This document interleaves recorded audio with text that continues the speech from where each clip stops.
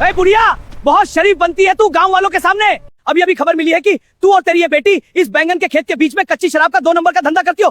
कहाँ छुपाई है? साहब आप क्या कह रहे हैं? हम तो गरीब किसान हैं, दिन रात मिट्टी में खटकर अपना पेट पालते हैं। शराब तो दूर, हमने कभी किसी गलत चीज को हाथ भी नहीं लगाया। आप किसी गलत फहमी का शिकार हुए हैं साहब। गलत फहमी नहीं है, सबूत है। भगवान कसम हम बेकसूर हैं। चुप कर झूठी। ये क्या बदतमीजी है? आप लोग बिना किसी सबूत के मेरी माँ पर इल्जाम कैसे लगा सकते हैं? और मेरी माँ को हाथ लगाने की हिम्मत मत करना। अच्छा तो अब तू मुझे कानून सिखाएगी? 2 कौड़ी की छोकरी, तोड़ दो इसके सारे खेत को, निकालो शराब यहाँ से। छोड़ दो, मेरी बच्ची की शादी करनी है, मेरी जीवन भर की कमाई है ये, भगवान के लिए छोड़ दो। ये तो बस ट्रेलर था, दोबारा जुबान लड़ाई तो अंदर कर दूंगा। हाय राम, मेरी तो दुनिया ही लुट गई। अगर तेरा भाई राजू होता तो आज ये दिन ना देखना पड़ता। कोई माँ, हम चुप नहीं बैठेंगे, चलो मेरे साथ। हम इंस्पेक्टर की शिकायत एसपी ऑफिस में करेंगे, न्याय मांगेंगे। कोई फायदा नहीं है बेटी, ये सब बड़े लोग एक ही थाली के चट्टे बट्टे हैं। घर नहीं माँ, सब एक जैसे नहीं होते। कोई तो अच्छा होगा जो हमारी सुनेगा। चलो। क्या किसी तरह अपनी माँ को लेकर अंदर पहुंच गई। अंदर एसपी मैडम नेहा शर्मा अपनी कुर्सी पर बैठी थी, लेकिन वो वहां लोगों की शिकायतें नहीं सुन रही थी। उनके सामने इलाके का सबसे बड़ा और भ्रष्ट नेता विधायक गजराज बैठा हुआ था। दोनों आराम से चाय पीते हुए किसी काले धंधे और जमीन हड़पने की बात कर रहे थे। जैसे ही एसपी नेहा शर्मा की नजर दरवाजे पर खड़ी रोती हुई शांति देवी और प्रिया पर पड़ी, उनके चेहरे पर चिड़चिड़ाहट आ गई। ये लोग अंदर कैसे आ गए? बाहर कोई संतरी नहीं है क्या? प्रिया ने हाथ जोड़कर कहा, मैडम जी, हमारे साथ बहुत अन्याय हुआ है। आपके थाने के इंस्पेक्टर ने अभी इतना ही बोला था। तभी एसपी मैडम चिल्लाई, चुप, एकदम तुम्हारी हिम्मत कैसे हुई मेरे केबिन में बिना पूछे घुसने की? देख नहीं रही हो मैं विधायक जी के साथ एक जरूरी मीटिंग कर रही हूं? ऐ हवलदार, इन दोनों भिखारियों को धक्के मारकर बाहर निकालो। हवलदारों ने बिना उनकी एक बात सुने मां बेटी को कॉलर से पकड़ा और घसीटते हुए ऑफिस के बाहर सीढ़ियों पर फेंक दिया। शांति देवी के घुटनों में चोट लग गई। अंदर विधायक गजराज हंसते हुए एसपी से बोला, मैडम जी, इन गरीबों का यही काम है, छोड़िए इन्हें। अच्छा वो सब छोड़िए, ये बताइए, क्या सुजाता ग्रुप ऑनएफ कंपनीज के मालिक रतन मौर्य से एक बार हमारी मुलाकात करा सकती हैं? उनके पास करोड़ों का प्रोजेक्ट है। अगर वो हमारे शहर में फैक्ट्री लगा दें तो अपना भी बहुत फायदा होगा। एसपी नेहा ने गहरी सांस ली और कहा, विधायक जी, क्या बात कर रहे हैं आप? रतन मौर्य कोई आम आदमी नहीं है, वो देश के सबसे बड़े बिजनेसमैन हैं। उनसे मिलना तो छोड़िए, बड़े बड़े मंत्री उनका अपॉइंटमेंट नहीं ले पाते। हम और आप क्या चीज हैं? हाँ, अगर आप कहें तो उनकी कंपनी के सीईओ आर्यन प्रसाद से आपकी कोई मीटिंग फिक्स कराने की कोशिश कर सकती हूँ। उधर बाहर शांति देवी सीढ़ियों पर बैठकर फूट फूट कर रो रही थी। उसने प्रिया की तरफ देखकर कहा, मैंने कहा था ना प्रिया, ये सब मिले हुए हैं। इस दुनिया में हमारा कोई नहीं है, कोई हमारी मदद नहीं करेगा। चलो यहां से, भगवान ने हमारी किस्मत में सिर्फ दुख ही लिखा है। दोनों मां बेटी अपने आंसू पोंछकर अपने टूटे हुए घर की तरफ लौट गईं। इधर थाने में इंस्पेक्टर भैरव सिंह को जब उसके एक खबरी ने बताया कि वो बुढ़िया और उसकी बेटी उसकी शिकायत करने एसपी मैडम के पास गई थी, तो भैरव सिंह गुस्से से पागल हो गया। अच्छा, इतनी हिम्मत, उस 2 कौड़ी की बुढ़िया की इतनी औकात कि वो मेरी शिकायत लेकर एसपी तक जाएगी? आज मैं उन दोनों का वो हाल करूंगा कि वो सपने में भी नहीं सोच पाएंगी कि उन्होंने किससे पंगा लिया है। चलो रे, गाड़ियां निकालो। कुछ ही देर में पुलिस की गाड़ियां शांति देवी के छोटे से कच्चे घर के बाहर आकर रुकी। भैरव सिंह और उसके हवलदार सीधा घर का दरवाजा लात मारकर तोड़ते हुए अंदर घुस गए। शांति और प्रिया डर के मारे कोने में दुबक गईं। भैरव सिंह ने दहाड़ते हुए कहा, शिकायत करेगी तू? मेरी निकालो, इनका सारा सामान बाहर। हवलदारों ने घर का एक एक सामान बाहर फेंकना शुरू कर दिया। प्रिया की शादी के लिए थोड़े थोड़े पैसे जोड़कर शांति देवी ने जो बर्तन खरीदे थे वो सब बाहर मिट्टी में फेंक दिए गए। उनके कपड़े, उनकी चारपाई, घर का थोड़ा बहुत राशन, सब कुछ घर के बाहर सड़क पर बिखेर दिया गया। शांति देवी भैरव सिंह के पैरों में गिरकर गिड़गिड़ाने लगी, मत करो साहब, मेरी बच्ची की शादी का सामान है, मैं बर्बाद हो जाऊंगी, हमें माफ कर दो, हम अब कभी पुलिस थाने नहीं जाएंगे। हवलदारों ने प्रिया के साथ भी बदतमीजी की और उसे धक्का देकर जमीन पर गिरा दिया। आस पड़ोस के सारे लोग अपने घरों से बाहर आ गए थे। शांति देवी हाथ जोड़कर पड़ोसियों से मदद मांग रही थी। अरे कोई तो रोको इन्हें, मेरी बेटी की इज्जत का सवाल है, कोई तो भगवान के लिए आगे आओ। लेकिन पुलिस की वर्दी और बंदूक के डर से सारे पड़ोसी चुपचाप तमाशा देखते रहे। किसी ने एक शब्द नहीं कहा। जब पूरा घर खाली हो गया और सारा सामान टूट गया, तब भैरव सिंह अपनी मूंछों पर ताव देता हुआ बोला, अब अगर दोबारा पुलिस के खिलाफ आवाज उठाई तो घर से नहीं, इस दुनिया से ही बाहर फेंक दूंगा। पुलिस वहां से चली गई। सड़क पर बिखरे हुए बर्तनों और कपड़ों के बीच शांति देवी और प्रिया छाती पीट पीट कर रो रही थीं। धीरे धीरे पड़ोसी भी अपने घरों में वापस चले गए। उस रात उन दोनों ने कुछ नहीं खाया। उन्हें समझ आ गया था कि इस जालिम दुनिया में अब उनके लिए कोई जगह नहीं बची है। और अब दोनों माँ बेटी ने एक दूसरे का हाथ पकड़ा और हाईवे की तरफ निकल पड़ी। उन्होंने तय कर लिया था कि आज वो किसी तेज रफ्तार गाड़ी के सामने कूदकर अपनी जान दे देंगी। हाईवे पर सन्नाटा था। सिर्फ दूर से आती हुई गाड़ियों की तेज रोशनी दिखाई दे रही थी। दोनों माँ बेटी सड़क के बीचों बीच जाकर खड़ी हो गईं और एक दूसरे को गले लगा लिया। उन्होंने अपनी आंखें बंद कर लीं। तभी सामने से एक बेहद चमचमाती महंगी ब्लैक एसयूवी बहुत तेज रफ्तार से आ रही थी। वो गाड़ी किसी और की नहीं बल्कि देश के सबसे बड़े बिजनेसमैन सुजाता ग्रुप के मालिक रतन मौर्य की थी। वो खुद गाड़ी ड्राइव कर रहा था। जैसे ही रतन मौर्य की नजर सड़क के बीचों बीच खड़ी दो औरतों पर पड़ी, उसके होश उड़ गए। उसने पूरी ताकत से ब्रेक पर पैर रख दिया। टायरों के रगड़ने की छीं की एक बेहद डरावनी आवाज हाईवे के सन्नाटे को चीरती हुई गूंजी। गाड़ी फिसलती हुई बिल्कुल शांति देवी और प्रिया से महज कुछ इंच की दूरी पर जाकर रुक गई। दोनों मां बेटी झटके से जमीन पर गिर पड़ी। वो मरते मरते बची थीं। रतन मौर्य गुस्से से आग बबूला हो गया। वो तुरंत गाड़ी का दरवाजा खोलकर बाहर निकला। वो बहुत ही स्मार्ट कोट पैंट पहने हुए एक दबंग और रौबदार इंसान था। रतन मौर्य जोर से चिल्लाया, क्या पागलपन है ये? मरने का इतना ही शौक है तो कहीं और जाकर मरो ना। मेरी गाड़ी के नीचे क्यों आ रही हो? अभी अगर मुझे ब्रेक मारने में 1 सेकंड की भी देरी हो जाती तो तुम दोनों की लाशें बिछा जाती। यहां तमाशा बना रखा है। शांति देवी और प्रिया, जो पहले ही मौत के साए से लौटी थीं, इस डांट से टूट गईं और वहीं सड़क पर बैठकर जोर जोर से रोने लगी। हाँ बाबूजी, मार दीजिए हमें, छरा दीजिए हमारे ऊपर ये गाड़ी, शांति देवी रोते हुए चिल्लाई। क्या रखा है हमारी जिंदगी में? पुलिस वालों ने हमारी फसल उजाड़ दी, हमारा घर तोड़ दिया, मेरी बेटी का सारा सामान सड़क पर फेंक दिया। एसपी हमारी नहीं सुनती। गरीब होना इस देश में सबसे बड़ा गुनाह है बाबूजी। हम जीकर क्या करेंगे? मार दीजिए हमें। उन दोनों के इस दर्द भरे रुदन और उनकी बातें सुनकर रतन मौर्य का गुस्सा थोड़ा शांत हुआ। उसे एहसास हुआ कि ये औरतें सच में किसी बहुत बड़े दुख की मारी हुई हैं। शांत हो जाइए काकी। रतन थोड़ा नरम पड़ते हुए उनके पास झुका। क्या हुआ है आपके साथ? मुझे तफसील से बताइए। किसने किया है ये सब? शांति देवी और प्रिया ने रोते रोते उस रात और दिन की पूरी दास्तान, इंस्पेक्टर भैरव सिंह की दरिंदगी और एसपी मैडम के घमंड की पूरी कहानी रतन मौर्य को सुना दी। रतन मौर्य ध्यान से सब सुन रहा था।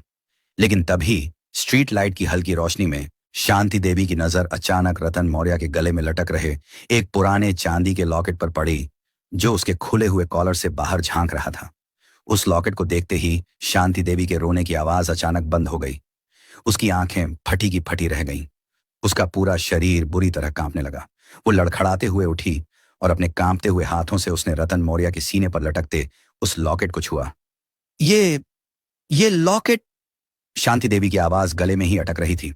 ये लॉकेट तो मैंने अपने छोटे से बेटे राजू को पहनाया था जब वो 8 साल का था, मेले में खोने से पहले।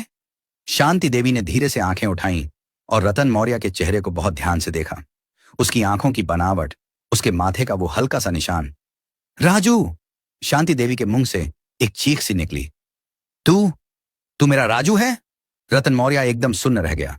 वो लॉकेट उसने हमेशा अपने सीने से लगाकर रखा था। यही उसकी इकलौती पहचान थी अपनी मां की। उसने उस बूढ़ी फटे हाल औरत को देखा। मां! रतन की आंखों से भी आंसू छलक पड़े।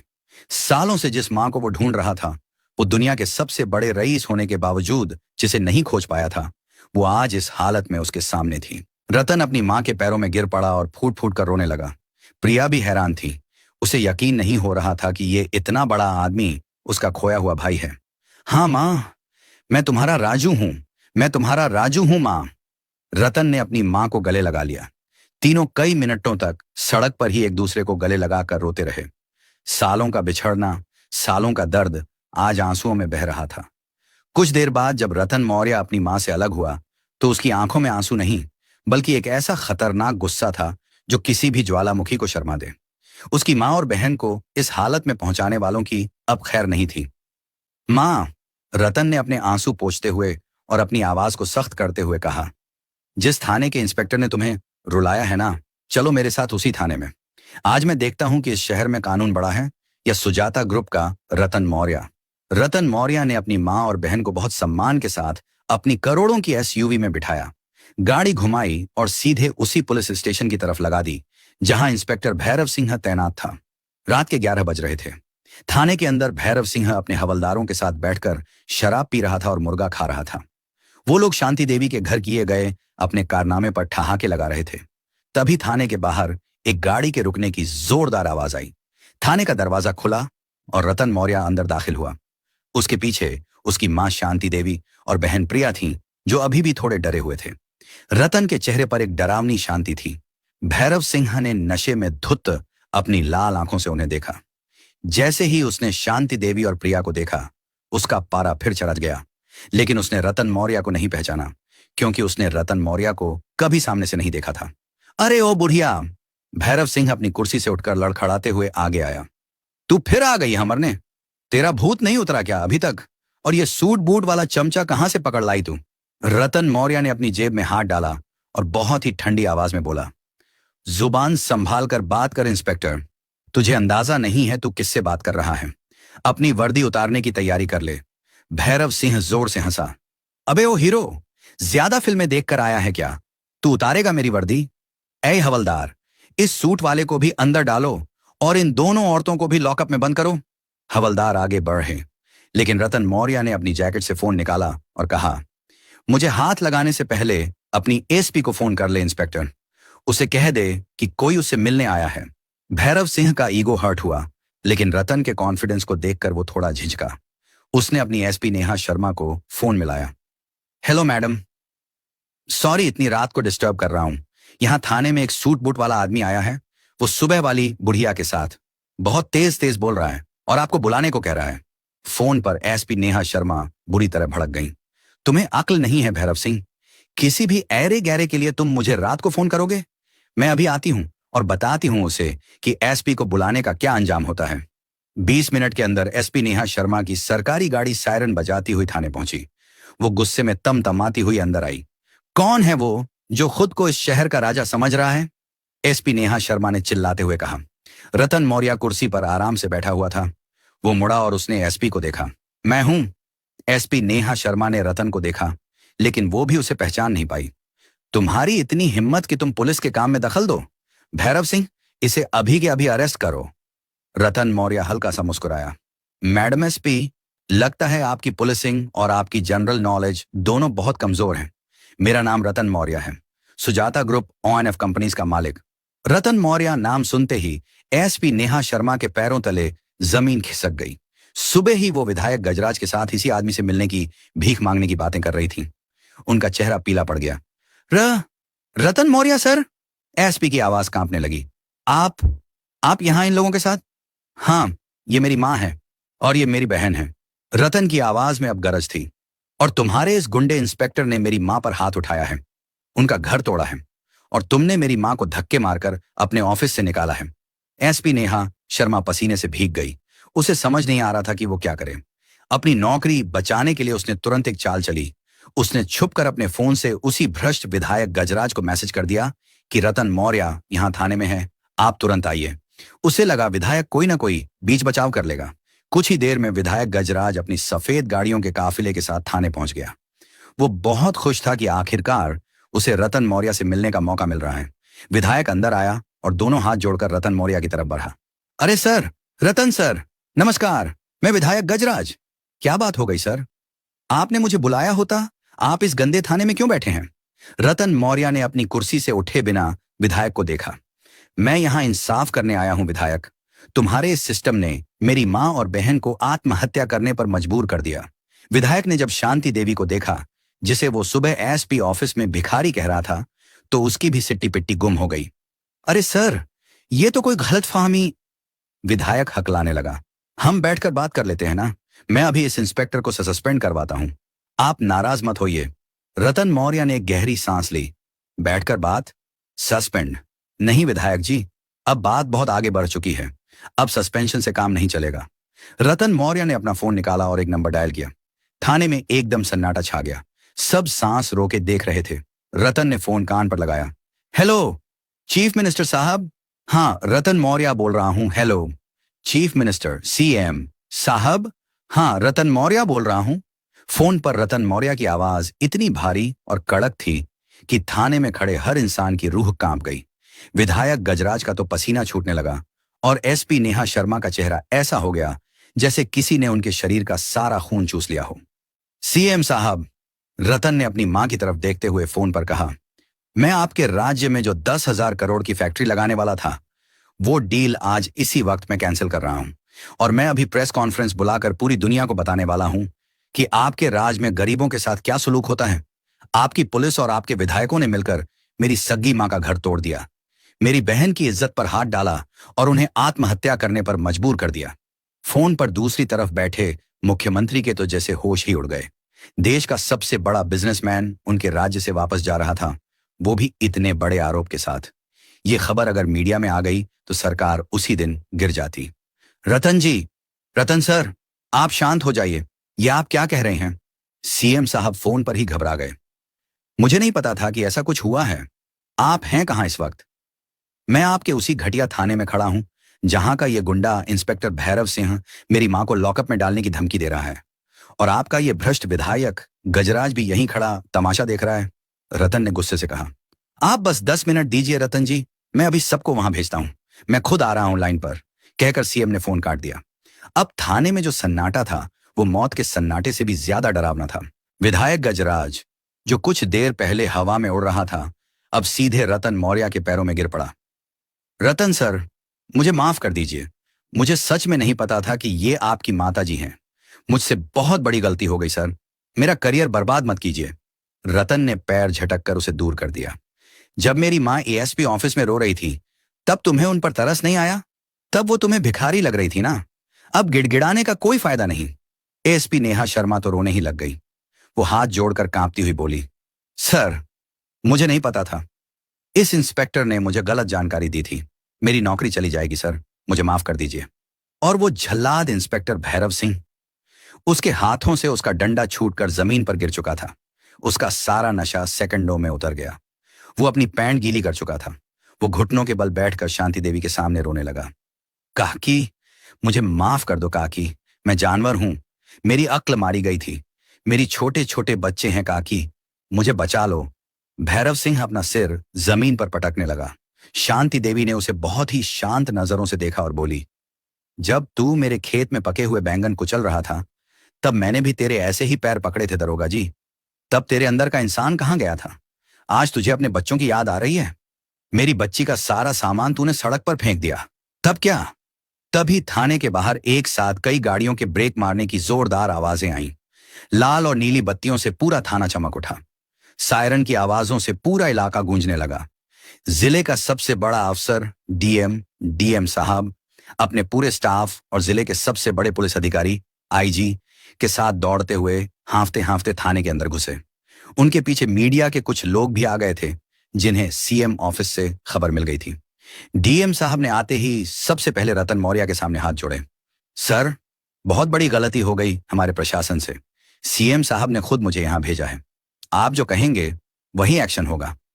रतन मौर्य ने अपनी मां का हाथ पकड़ा और डीएम से कहा, मुझे कुछ नहीं चाहिए डीएम साहब, बस मेरी मां के एक एक आंसू का हिसाब चाहिए मुझे आज। डीएम ने तुरंत अपना कड़क रूप दिखाया। आईजी साहब, इसी वक्त इस इंस्पेक्टर भैरव सिंह की वर्दी उतरवाइए।